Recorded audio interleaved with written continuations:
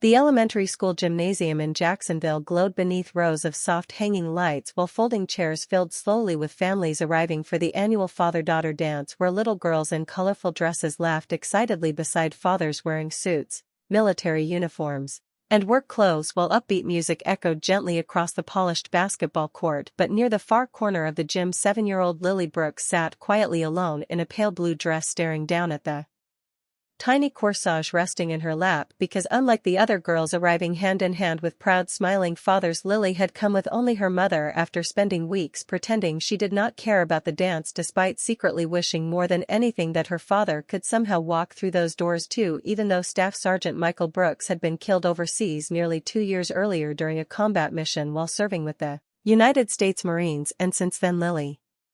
rarely spoke about him openly because the pain inside her mother Emily's eyes always became too heavy whenever his name was mentioned, while around them whispers slowly spread among parents noticing the little girl sitting alone, and one careless voice nearby quietly muttered, "That's the girl whose father died," while another parent sadly whispered, "She has no father to dance with," not realizing Lily heard every word as her small hands tightened around the flowers in her lap while tears slowly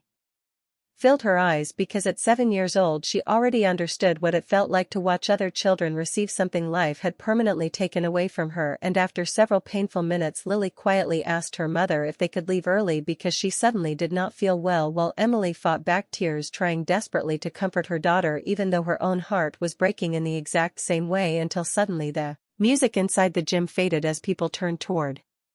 the entrance after hearing the heavy sound of boots echoing through the hallway, and one by one 12 United States Marines entered the gym in full dress uniform, moving silently across the floor with solemn expressions, while conversation stopped completely because standing at the front of the group was Gunnery Sergeant Daniel Hayes, who had served beside Michael Brooks overseas, and after Michael's death he and the rest of the platoon quietly stayed connected to Emily and Lily, checking on them